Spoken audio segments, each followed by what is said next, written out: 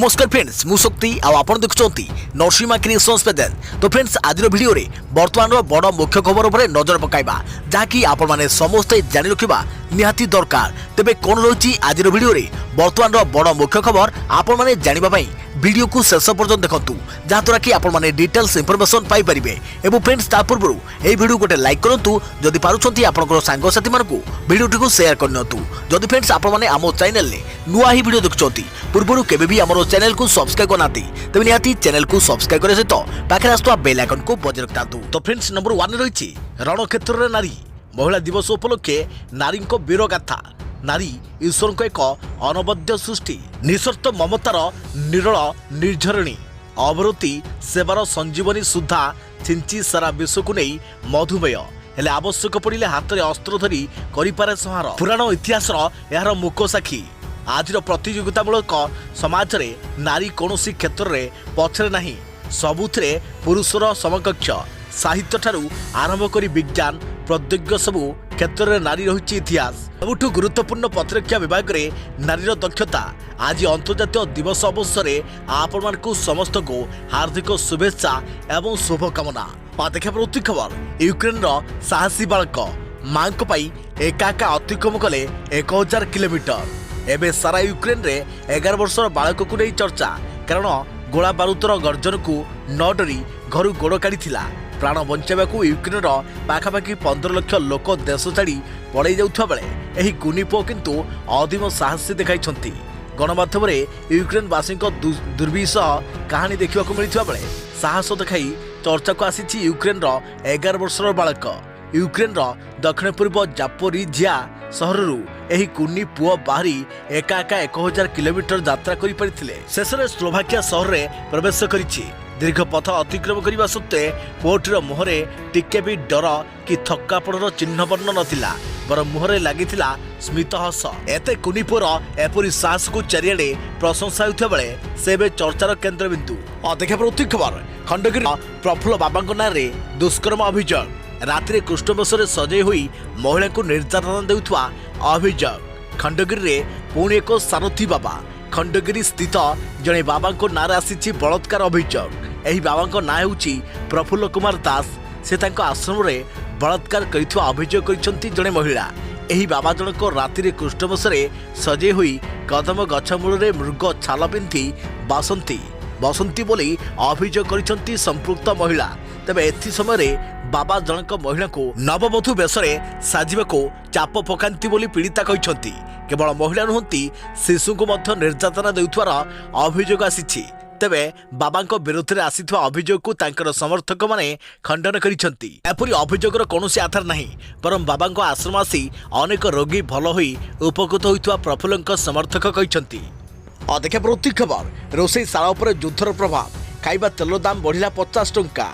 गत किछि दिन हला राज्य में सूर्यमुखी समेत विभिन्न खाइबा तेल दर बढ़ी जाइछे। यह पछरे यूक्रेन और रूस युद्ध बोली कहा जाउछे। तेबे अचानक तेल दर वृद्धि साधारण लोक को आश्चर्य करिछि। शाला उपर युद्धर प्रभाव। खाइबा तेलर दाम बढ़िला 50 टंका। रूस और यूक्रेन मध्य चलिथिबा युद्ध रोषेई शाला उपर माड़ करिछि। राजधानी भुवनेश्वर समेत ओडिशार विभिन्न स्थान में खाइबा तेल लिटर पिछा 40 रु 50 टंका अधिक दाम रे बिक्री होउछे। विभिन्न नामी दामी ब्रांडर खाइबा तेल एवं 160 रु 180 टंका दर रे बिक्री होउछे। ओडिशा बजार सूर्यमुखी पामोलिन तेल दर आकाश हो जाइछे। विभिन्न स्थान में तेलर कृत्रिम संकट सृष्टि करी कलाबजारी कराउथवा अभियोग होइछे। देखा प्रति खबर युद्ध में प्राण हराइले यूक्रेन अभिनेता। विस्फोरण में गला जीवन। रूस यूक्रेन मध्य चलिथिबा युद्ध थमिबार कौनसी सूचना नहीं। दुई देशर राष्ट्र मुख्य निज निज जिद रे अटल हेले दुई राष्ट्र मुख्यों स्वार्थ भितर बलि पड़ुछंती देशर नागरिक। 15 लाख रु अधिक लोक सबुकिछि हराई अन्य देश को पलायन करुवा बेले किछि लोक किंतु व्यक्तिगत समस्या नहीं यूक्रेन छाड़ी पारु नाहांती। आउ एथुरु अनेक प्राण मध्य हराउछंती। युद्धरे प्राण हराइछंती यूक्रेन अभिनेता पाप्पाली। रविवार ओडेसा इंटरनेशनल फिल्म फेस्टिवल परिसर रे पाप्पा मृत्यु होइथवा खबर मिली। सूचना मुताबक युद्ध आरंभ परठारु पाप्पा निजर अभिनय छाड़ी देशर सुरक्षा पाई निजको उत्सर्ग कर देइथिले। यूक्रेन सेना रे अस्थायी सैन्य भावे जोग देइथिले। 33 वर्ष पाप्पा युद्ध क्षेत्र में निज देश को सुरक्षा देउ देउ टली पड़िछंती। इरफिन इलाका रे फ्रंट लाइन रे छिड़ा होई सेनार निर्देश पालन करुथिले। एही समय विस्फोरण होइथिला जोथरे टळी पड़िथिले पापा। प्रत्येक खबर मो कीव रे ही अछि, काहाको भी डरुनी, बंकर रे लुचिनी, शेष पर्यंत लड़ाई करिबु। वीडियो शेयर करी रूस को मुहतोड़ जवाब देले जेलेंस्की। रूस यूक्रेन युद्ध को 13 दिन बीतीगलाणी। दिन जतिके बढ़ुची युद्ध सेतिके भयावह हेउची। रूसर प्रचंड आक्रमण रे यूक्रेन बड़ बड़ सहर ध्वस्त विध्वस्त होई पड़िछि सत, किंतु एबे भी रूसर सेना को साहसर सह सामना करुछि यूक्रेन सेना। एसो भितरे यूक्रेन राष्ट्रपति जेलेंस्की यूक्रेन छाड़ी पोलैंड पलायन करिथवा नै चर्चा आरंभ होइछे। रूस पक्षरु एभली दाबी कर जाउथिले मध्य जेलेंस्की एही चर्चा रे पूर्णछेद पकाइछंती। राष्ट्रपति भवन रु एक वीडियो जारी करी जेलेंस्की कहछंती, मो राजधानी रो कीव रे रहिछे एवं काहाकु भी डरु नाही। प्रत्येक खबर केंद्र मंत्री हरदीप पुरी सूचना। यूक्रेन सुमीरु उद्धार हेले समस्त भारतीय छात्र छात्री। रूस यूक्रेन युद्ध मध्य यूक्रेन सुमीरे फसी रही समस्त 694 जन भारतीय छात्र को उद्धार कर एने केंद्र मंत्री हरदीप पुरी सूचना देइछंती। पुरी कहछंती कि समस्त भारतीय छात्र को एक बस सहायता अणा जाउछे। केंद्र मंत्री हरदीप पुरी सूचना पूर्व यूक्रेन जड़े अधिकारी कहते कि मंगलवार दिन यूक्रेन उत्तर पूर्व सहर सुमी और राजधानी कुइवर डरापिन सहर नागरिक मानक उद्धार कर रूस और यूक्रेन मध्य मानवीय गुली विनिमय स्थापना नहीं सहमत पर उद्धार कार्य आरंभ कर एही सहमति मुताबक उक्त सहर गुड़िकरू नागरिक मानक उद्धार करने रूस सेना आक्रमण बंद करिसंती। या पूर्व नुआदिल्ली स्थित रूस दूतावास तरफ ट्वीट कर सूचना दी जाइथिला कि सुमीरु भारतीय नागरिकों को उद्धार करने भारत समय 1:30 रु आक्रमण बंद रहिबो। कहि रखुछु कि रूस और यूक्रेन मध्य चलथिबा युद्ध मंगलवार को 12 दिन में पहुंची। एही क्रम में यूक्रेन एक प्रमुख सहर सुमी उपरे रूस सेना एयर स्ट्राइक करथिला। एही आक्रमण फल यूक्रेन 2 जन शिशु समेत पाखापाखि 9 जन लोक प्राण हराइछंती। देखा प्रत्येक खबर पुणी चिंता बढ़ाइलानी चीन। वुहान में बापिलानी कोरोना भूताणु। सावधान रुहतु, सतर्क रुहतु। पुणी चिंता बढ़ाइलानी चीन। चीन में कलबल कलानी कोरोना। किछि दिनर आश्वस्ति पर कोरोना को नहीं आसीछि बड़ खबर। चीन मीडियार सूचना अनुसार कोरोनार उत्पत्ति स्थल वुहान में पुणी थे काया विस्तार कलानी महामारी कोरोना भूताणु। पाखापाखि 2 वर्ष पर वुहान में प्रथम थर पर गोटे दिन में 526 जन कोरोना पॉजिटिव चिन्हित होती। आउ एमानक मध्यरु 214 जनक ठारे लक्षण रहिथा बेले 312 जन लक्षण विहीन। कोरोना को नहीं किछि दिनर आश्वस्ति पर एबे चीन रु जो खबर आसीछि ताहा पुणी थे चिंता बढ़ाइबा भली। चीन रे कोरोनार सर्वाधिक मामला सामना को आसिया परे अन्य देश माने मध्य सतर्क हेलेनी। एपरिक निजर नागरिक मानक कोरोना नियम पालन करने निर्देश दि जाउछे। कोरोनार भयावहता वर्तमान समय एतेटा नथिले मध्य आमको सर्वदा सतर्क रहिबाकू पड़िबो। तेणु घर बाहर को बाहरिले मुहरे सर्वदा मास्क पिंधंतु एवं गहली स्थानरू निजको दूरेई रखंतु। सतर्क रुहंतु एवं सावधान रुहंतु। देखा प्रत्येक खबर पर निर्वाचन 22 रु 24 परीक्षा बंद। छात्र छात्री बड़ खबर पर निर्वाचन मार्च 22 रु 24 तारिख परीक्षा बंद कर जाइछि। चिठी लिखि जणाइले उच्च शिक्षा विभाग। छात्र छात्री बड़ खबर पर निर्वाचन आसंता मार्च 22 तारिख रु मार्च 24 तारिख जाए परीक्षा बंद कर जाइछे। युक्त 3 और विश्वविद्यालय स्तर में हेबाकुथिबा परीक्षा बंद करने को निष्पत्ति राज्य निर्वाचन कमिशनर पक्षरु उच्च शिक्षा विभाग को निर्देश दिया। राज्य निर्वाचन कमिशनर निर्देश पर समस्त कुलपति और कॉलेज अध्यक्ष मानक चिठी लिखि जणाइछि विभाग। चिठी लिखि परीक्षा बंद नहीं जणाइछि उच्च शिक्षा विभाग। निर्वाचन रे कॉलेज गुड़िकरे बूथ होइथरु परीक्षा बंद रहिबो। आसंता मार्च 24 रे पौर निर्वाचन पई पड़िबो भोट। तेबे एही समय युक्त 3 और विश्वविद्यालय स्तर में परीक्षा थिबारु एहाको बंद करने को निष्पत्ति निया जाइछे। देखा प्रत्येक खबर आरबीआई लॉन्च कला एभली ऐप। एबे बिना इंटरनेट और बिना स्मार्टफोन रे करि परिबे online payment. Bharat reserve bank रो गवर्नर शक्तिकांत दास मंगलवार दिन एक नुआ और नियारा सेवा आरंभ करिसंती। एही सेवा यूक्रेन रो देश में 40 कोटी रु अधिक फीचर फोन उपभोक्ता और सामान्य मोबाइल फोन व्यवहारकारी सुरक्षित भाव डिजिटल पेमेंट करें। जो लोकों पाखे इंटरनेट कनेक्शन नहीं से रिजर्व बैंक यूपीआई 123 पे नाम आरंभ कर सेवा माध्यम डिजिटल लेनदेन करें और एने कौन स्मार्टफोन आवश्यकता पड़ो ना। एने भारतीय रिजर्व बैंक गवर्नर शक्तिकांत दास कहते एपर्यंत यूपीआई सेवार मुख्य माध्यम भाव स्मार्टफोन को व्यवहार कर स्मार्टफोन और इंटरनेट सेवा पाइबा सक्षम नथिबा लोक माने ଏହି କାରଣରୁ डिजिटल लेनदेन वंचित होते। यही कारणरू भारतीय रिजर्व बैंक 123 पे सेवा आरंभ कर कथा से कहते। सेपटे 2021-22 आर्थिक वर्ष में एपर्यंत 76 लाख कोटी टंका यूपीआई माध्यम लेनदेन होती।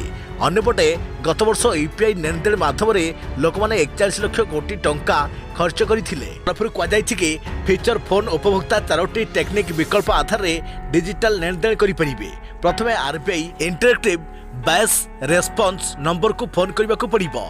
द्वितीय फीचर फोन रे आप्र कार्यक्षमता।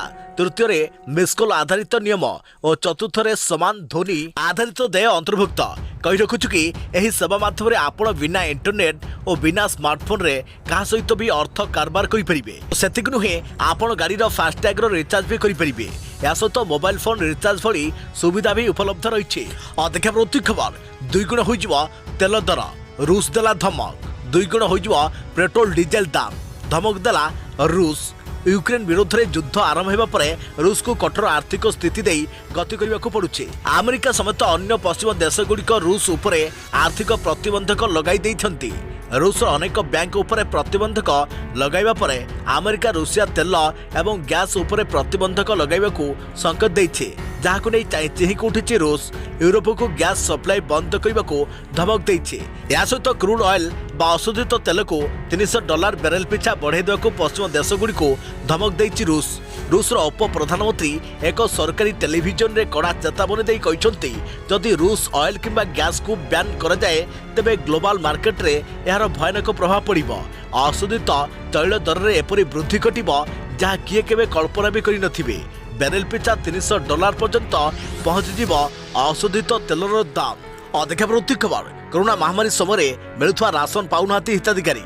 डिसेम्बर एपर्यंत खाद्य सामग्री मिल नथिबा अभियोग।